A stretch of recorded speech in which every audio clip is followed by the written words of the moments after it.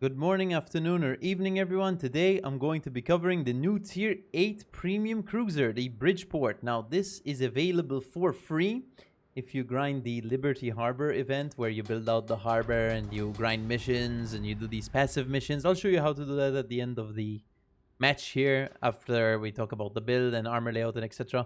But this is it.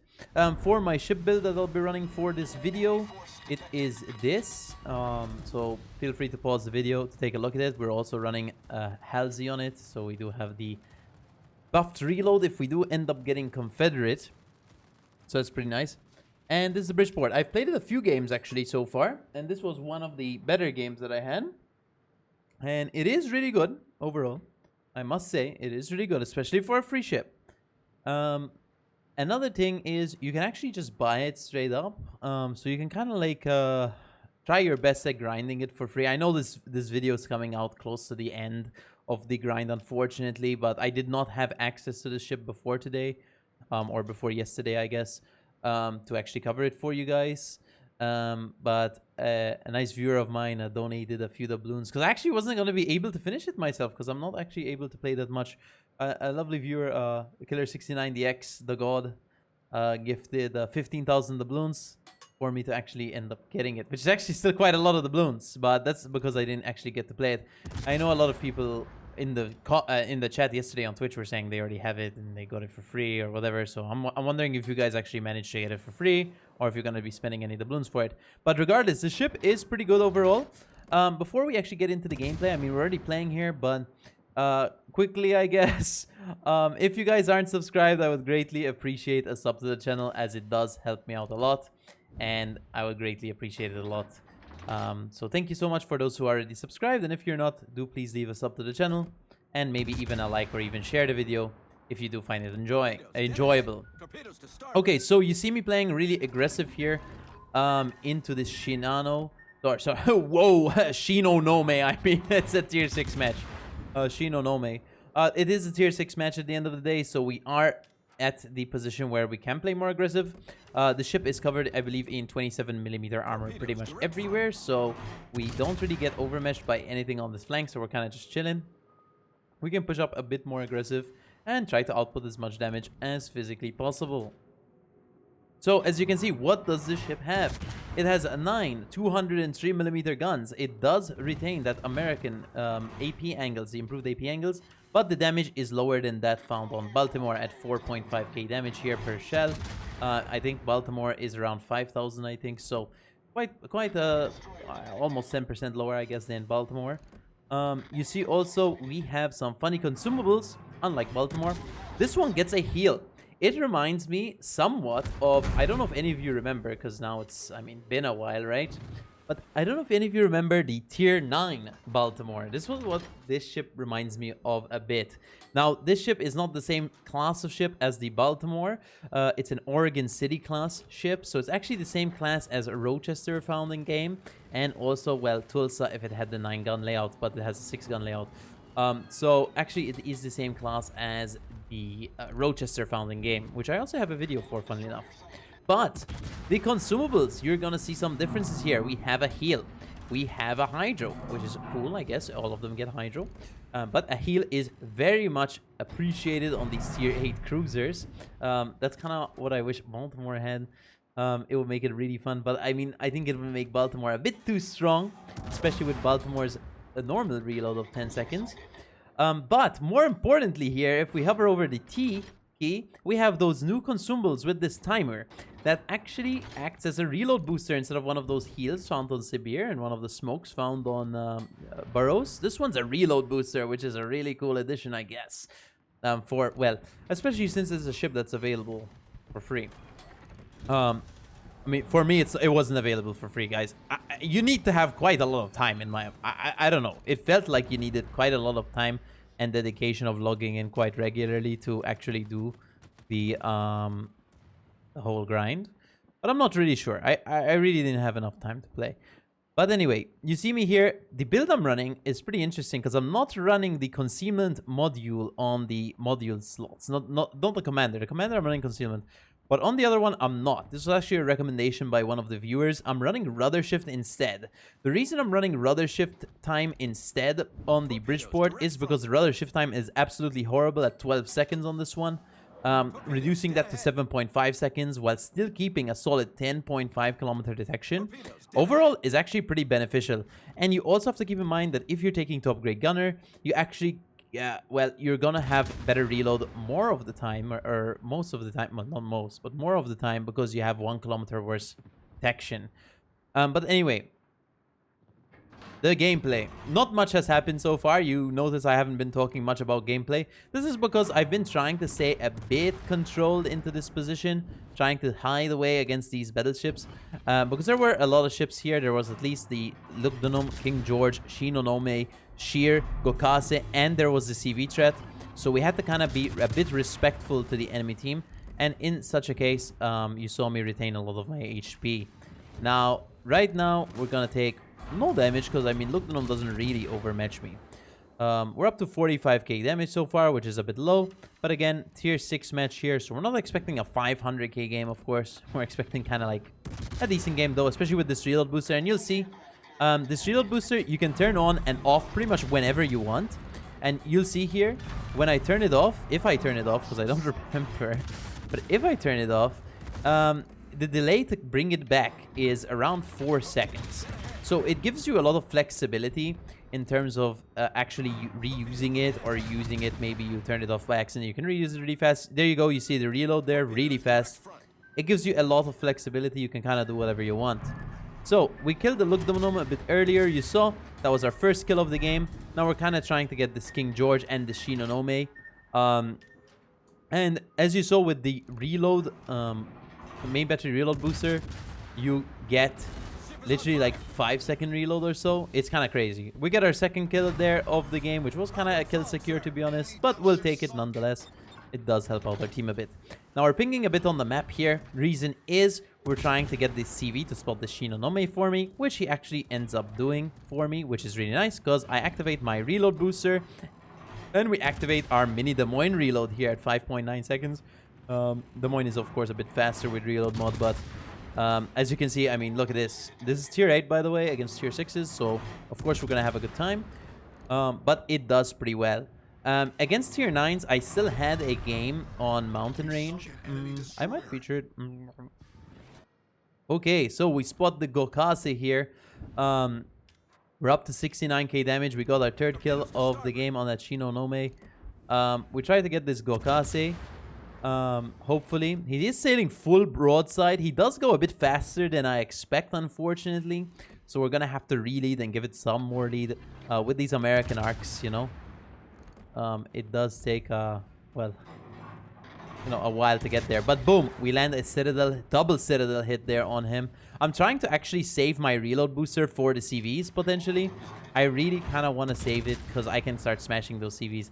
And I kind of regret using a bit too much reload booster there a bit earlier on those battleships. Because I could have just unloaded a bit more on these CVs. But as you can see, we're kind of dumpstering this Gokase. Again, another tier 6 ship. I mean, against tier 6s, you're gonna smash them. Against tier 9s, the ship does operate pretty well as well. Tier 10s, I haven't actually gotten a match. Out of 6 games that I've played the ship, I haven't gotten a match into tier 10, I think. So, of course, into tier 10, you're not gonna have that much of a good time. I think in general, I mean, that's pretty common for tier 8 cruisers. But as you can see there, I got Confederate on that Ranger, which is really nice. And we're going to start unloading a bit on this Admiral Sheer. And re-switch back to that CV. Of course, we're going to activate our reload booster. Now, we don't have all our guns here, unfortunately, so we're not maximizing our DPM output with this reload, but we do have top grade gunner active. We do have Halsey Confederate active, so our reload is 4.3 seconds right now on this tier 8 cruiser with improved AP angles and 203mm guns. I think this is pretty incredible for against these tiers. We got High Caliber there and Kraken at the same kill there, so that's pretty awesome. Now, you see me angling here to the Bliska 44. This is a ship, unfortunately, I do not have, and I'm not able to review for you guys. But as you know, it's available in the salvage event or whatever. Unfortunately, I'm not able to feature the tier 8 or the tier 9. I don't have access to those. I hope you understand. but I can't actually afford those ones right now. So yeah, I apologize for that. Okay, so I'm gonna take some AP damage here. Hopefully we'll end up living so we can output some damage on this Pobeda and potentially even kill him maybe, but probably not. We have 13 citadels, I just noticed, which is pretty good. For those of you wondering why I didn't upload videos, I actually did once a week. But if you were wondering the irregularity of the videos these past few weeks, it's because I was on vacation and I didn't really inform you guys yet, so I'm sorry. But I was on vacation, but I'm back, so I can kind of create a bit more content for you guys. So do let me know what ships you want me to feature. The first ship here back is the Bridgeport. I mean, last week I featured Mein Tofel. Week before I featured Prince Adalbert, but it was kind of limited to one video per week, unfortunately. In this case, we're hopefully able to upload a bit more. Now, you see me doing some damage to this Pobeda. Unfortunately, not citadeling him, which is kind of what I'm looking for. Sadly, I'm not able to do that big citadel damage. But that's okay. We're still up to 100, almost 80,000 damage, which is pretty huge for any tier 8 ship regardless. Well, not really that huge, but regardless, it is overall a pretty decent game.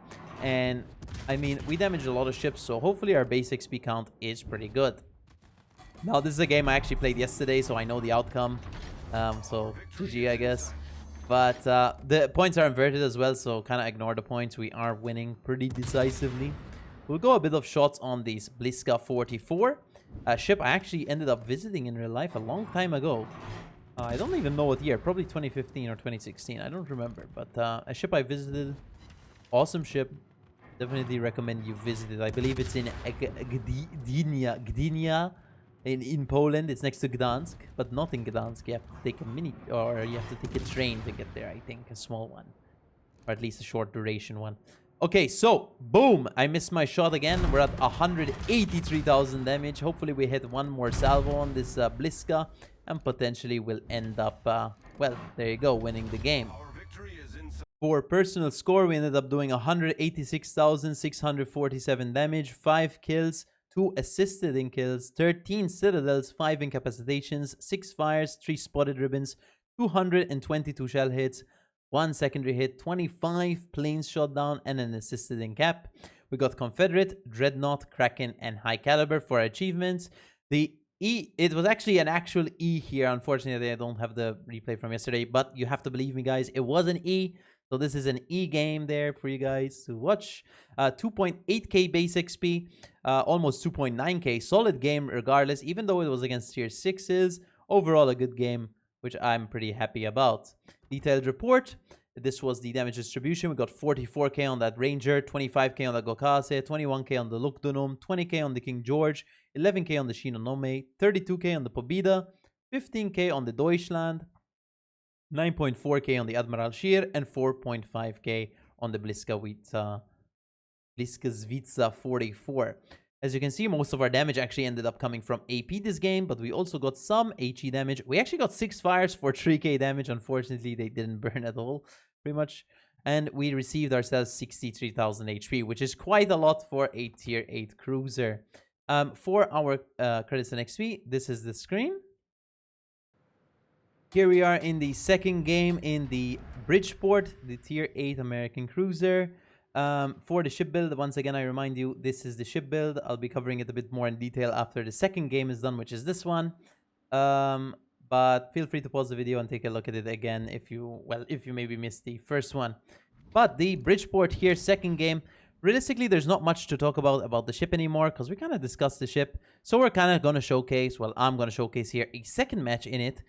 Namely a tier 9 match, because some of you might be wondering what it's like against the tier 9s. Now, unfortunately, I don't have a game against tier 10s. I actually didn't get one, and I played it quite a fair amount, so I didn't get a game against tier 10s. So I'm just going to feature these 2 games, and I hope you enjoy the second game regardless here.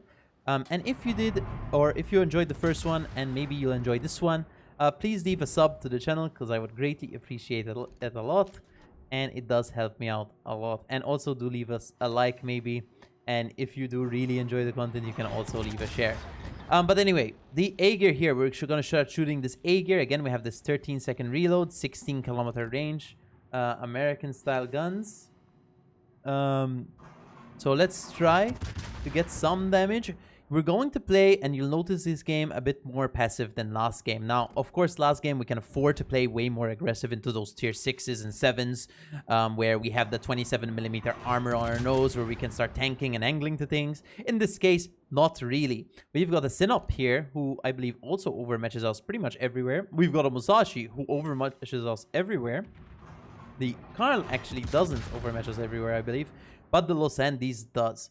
So there are a lot. Actually, does he? Let's make sure, double check. Ooh, actually, no, he doesn't. Okay, I'm coping. The Musashi and the Sinop, though, which are on this flank, can overmatch us pretty much everywhere. So we have to play really cautious. Because, again, even though we do have a heal. Now, this ship does have a heal, right? It has a tier 8 cruiser, which is cool. You're still a tier 8 cruiser with 27mm armor everywhere. So if you're just going to play bow in open water here into this Musashi, you're going to get smashed. You could, of course, play it similar to somewhat like Des Moines, I guess. Maybe Salem. You can sit in the open a bit, maybe, and start farming longer ranges. I don't recommend that in this one. Okay, neither in Salem and Des Moines that much. Des Moines has unique upgrades, so it's going to be maneuverable in the open a bit more. You're going to be able to actually dot some damage. And also the Salem, you have that super heal, which even though you do have it, I mean, you're still going to get hit and you're going to get smashed a bit. So in this case, we're just going to sit behind the rock, especially in the Bridgeport here. We don't have super heals. We don't have improved maneuvering, especially with the worst maneuvering on the rudder here. We're just going to chill out here behind the rock and we're going to wait. And you can see me waiting. I'm kind of waiting a bit too much. But we're going to start unloading some damage. This game is going to be a bit more boring to watch. Yes. Realistically, in tier 9 matches, the matches might be a bit more boring. Especially into tier 10 matches. Unless you get broadside Minotaurs randomly just sitting there. Randomly, or Neptunes. It's kind of going to be a boring match. Because a lot of the ships do overmatch you at this point. And, well, they do heavy damage. And we just have to use these islands to our advantage. We do have a lot of teammates on this flank, you might have noticed. And they have a lot of teammates on their flank. So this flank is going to pretty much be a big gathering here of both teams. Realistically, whoever's going to win either A or C here is going to probably just end up winning the game. So hopefully we'll be able to actually unload some damage on the enemy team and actually win us the game. But as you saw, let me click tab just for verification. There's no destroyers this match, right? So, you know, pretty easy for the ship with no destroyers, especially since you're kind of trading that utility that Baltimore has with that radar for this reload booster and heal, which I think is actually pretty cool. I think that's pretty cool. It might not be as much of a team player ship, you can say, just because of that lack of utility. You still get hydro, which is nice, but lack of radar might cause some issues potentially if you're playing ranked. But I heard some people do enjoy playing this one in ranked because, well, you are against pretty much tier 8s exclusively, so you should have overall a pretty good time. That being said, though, no radar might result in you, well, not playing as much of a team-oriented role as you might with the Baltimore. Actually, though, you can still play a more team-oriented role than something like Rochester, who kind of just sits in smoke. And kind of just chills out and doesn't have a heal, so you can't just play aggressive when you kind of need to later on. 13-second reload might feel a bit slow. And you see me, by the way, I'm still behind this rock. I'm gonna be honest, like, until I move, I'm not really, there's not much to say about playstyle here. We're kind of just sitting behind the rock and trying our best to farm the Musashi. Hopefully trying to end it out. Because if we kill the Musashi, we're gonna have a pretty good competitive advantage here to push up a bit more. Because it removes one of the big overmatch ships in the match. Second one being the Sinop. But if we kind of remove this Musashi, we're chilling. So hopefully we can light some fires. If he DCPs, we know that IGN DCP is only 10-second duration unless he's running DCP mod. Which means we can actually use our reload booster and probably get pretty good fires pretty fast. And that's another good feature about the reload booster. Not just as heavy AP DPM, but potentially the same as other reload boosters. The fact that if someone DCPs instantly, you can kind of just torture them a bit and relight fires. You'll see me here reload boostering instantly after he DCP'd, which is actually a slightly bit too early. But it's okay. What's nice is you have 1 minute and 20 seconds full of reload booster whenever you want. And you can kind of choose when to turn it off whenever you want. There's no restriction when you turn it off. The cooldown is 4 seconds, which is also really cool. So you see me doing some damage to this Musashi. We got that permanent fire as we kind of wanted. Let's try our best to output some damage. We have some ships behind us. We're chilling. We're gonna look at our ship. It looks pretty good, as you can see. I think this one wasn't built.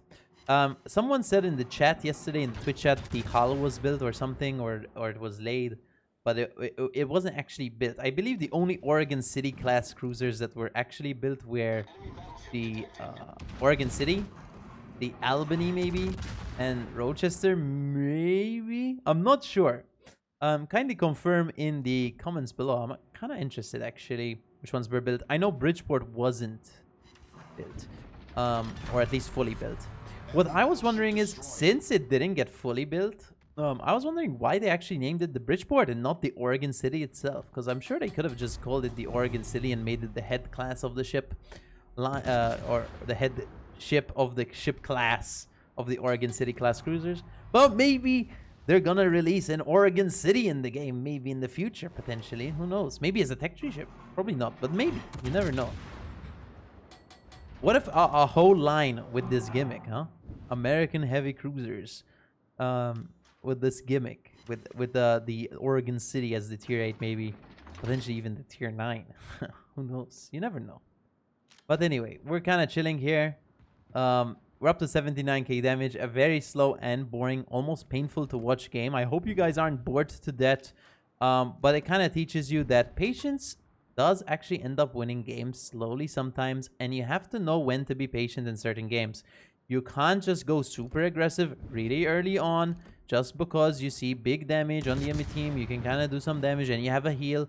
You kind of have to be careful. And you see me here being a bit more passive here against this Los Andes. Reason being, well, Los Andes has big secondaries, guys. So we have to be patient against one of those ships. And now you see me here full broadside, but I am behind the rocks, so we should be able to minimize some damage. Hopefully we're able to light some fires. There we go. We got a fire. And he does DCP very fast. We're looking for that Bismarck behind me. You saw me peeking there for him. Reason being, he's going to be the one spotting me if he comes forward, so we have to look that direction sometimes. I'm trying to get some big fires here, potentially trying to light some fires. Fires could save us here and do big, massive damage. We don't get a fire there, unfortunately. Let's see. Boom. Big shot here on these Los Andes. I'm full broadside spotted now. A big disaster for me. I'm kind of just sitting there too, which is really bad. The Sinop does die, which means Los Andes might get guns on me. And also Bismarck has potentially big shots on me behind me as well. So we kind of have a pretty tough spot to be in. I'm choosing to reverse here because it's better to fight this Bismarck than it is the Los Andes. Especially the angle I'm at against the Los Andes. Plus the Los Andes secondaries will be pretty terrifying for me. So you see me reversing here. Pre-kited, angled slightly to the Bismarck. Bismarck does not overmatch me with main guns. So as long as we keep a relatively angled hull here, we should be okay. That being said, though, I do believe I'm a bit too broadside. We do get another fire. We're up to 9 fires. This game is more of an HE focused game, maybe because we're fighting angled ships regardless. When you fight angled ships, of course, we're going to end up using some more HE. You saw the Bismarck DCP there instantly. Hopefully, we end up lighting him on fire, maybe. Hopefully. If not, it's okay too. We still have that fire burning, looks like, on the Los Andes. Well, unfortunately, the Los Andes did end up going down, so we're not really going to get much else. That's kind of almost it. So I skipped past a bit here in the Bridgeport game, of course, right up till the end. So we're up to 103k damage here. Let's see how much damage we can squeeze out of this pretty much 3/4 HP, 4/7 HP at the Tara. Maybe we can actually end up getting some pretty decent damage, even though we're in a bottom tier. Well, not bottom tier, actually, I think. Were we bottom tier? No, there was tier 7s. Kind of mid-tier game. Let's see if we can squeeze out some extra damage, potentially. Maybe the other Tara does end up going full broadside, which would be really huge for me, because we have this, even though it's slightly less damage than Baltimore, we still have way faster reload with this reload booster. Plus, we still have those improved AP angles, which is awesome. This is one of those ships where I really recommend it, actually, for most, if possible. The only problem is the price. If you didn't have enough time to get it, If it's too overpriced, then I wouldn't get it.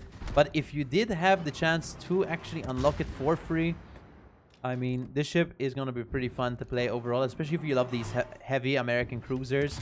You saw that 6k salvo there. I do not have heavy AP, so it can do pretty well overall. So we're going to try finish off this match strong. We've got 500 points on our team. You see the points inverted again. Seems like a replay bug every replay, but, you know, you guys are used to it potentially now. Hopefully we can just turn in here and fight this Adatra. He's very low HP. I kind of waste my reload booster here. Big mistake. But actually, I tried to get another shot. Let's see if we end up killing him. Unfortunately, we did not. So our reload booster was completely wasted. We sat absolutely full broadside to it too. So we kind of got smashed for nothing. But it's okay. It's going to buff our adrenaline rush for the late game, especially since we don't have any reload boosters left. And the only ship we're fighting left is the Carl, which actually doesn't overmatch me, so it doesn't really matter if we have 9k HP. Unless, of course, he smashes me with a big 9k HP salvo. But here we go. We're going to open up. Unfortunately, we have no reload booster left. And we do have a lot of teammates left. So let's see if we can squeeze a bit more damage. Come on. From this match. We got a fire instantly. That is what we need to squeeze out the extra piece of damage.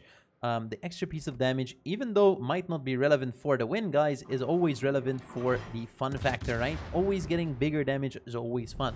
Now, sometimes you can have fun without getting big damage, of course. I'm not saying you have to. I'm not sure what happened to the game here. Oh, it looks like it lagged out. Potentially a bit of lag. I wonder if that happened in the game yesterday. I guess so. Oh, yeah, that's when I think my computer froze, potentially. But, yeah, that was weird. But anyway, we got a permanent fire here on this card. So that's kind of cool. So hopefully we end up finishing him off potentially. Maybe, probably not going to get the kill.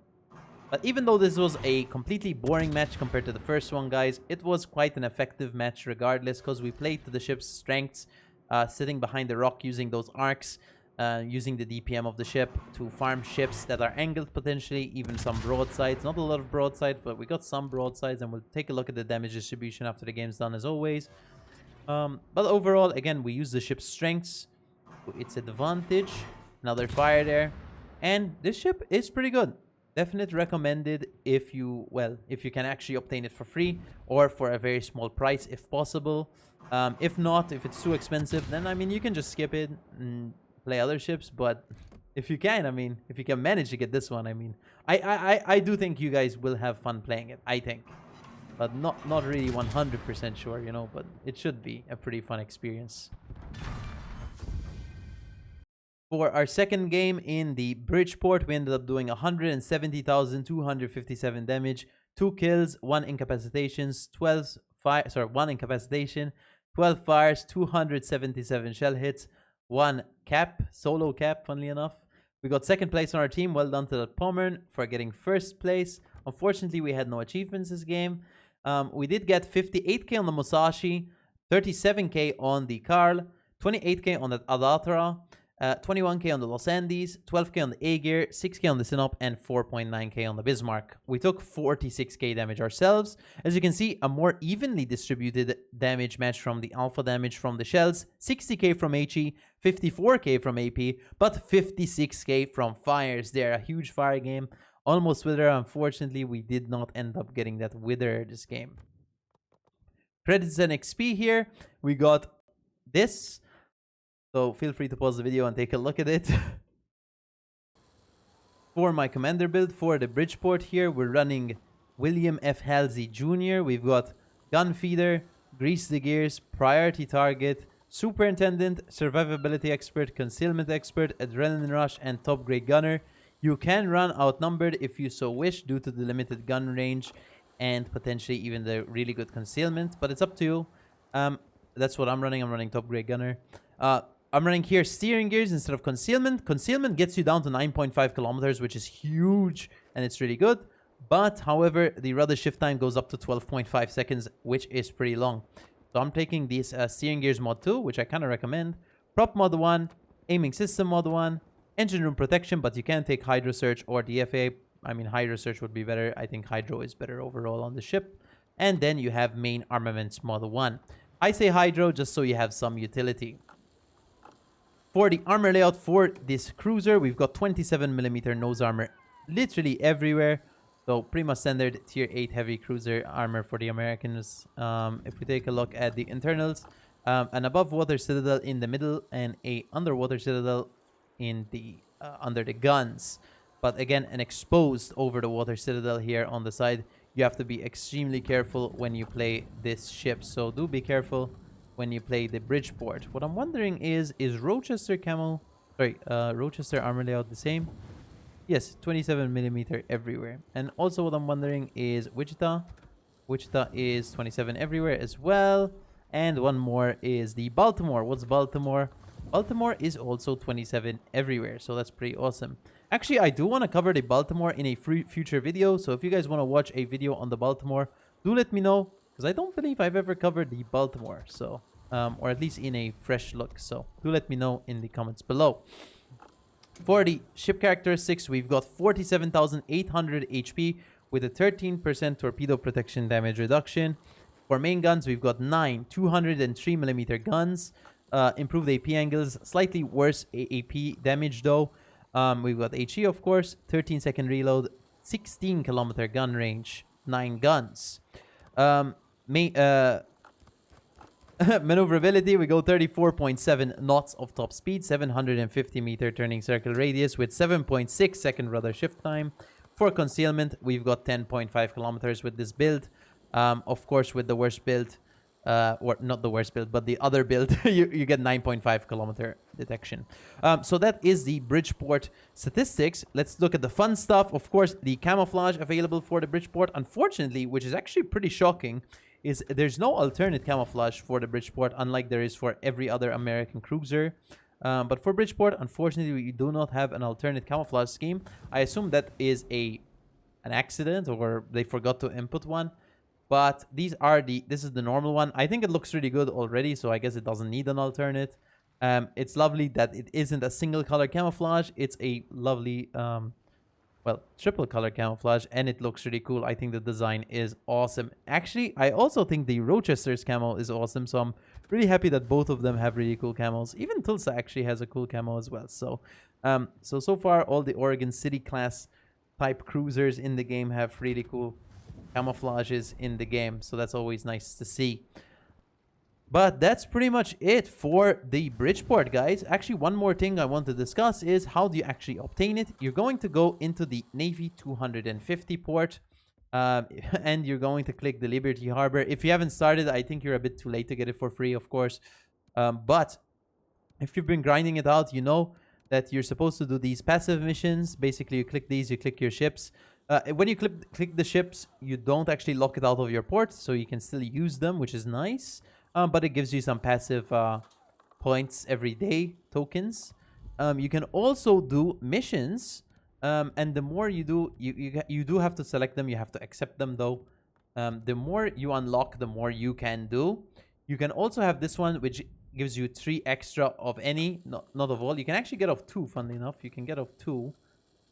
So, for example, I can click expeditions and missions, for example. And then we also have the operational command, which is missions. Again, this one's in random battles against players, and operational command is against co-op and bots. So that's the difference with that. And then you're going to click the memory box on the left to check your progress, and you're going to need to unlock 12 to get the Bridgeport. How do you get 12? You're going to click on your actual thing.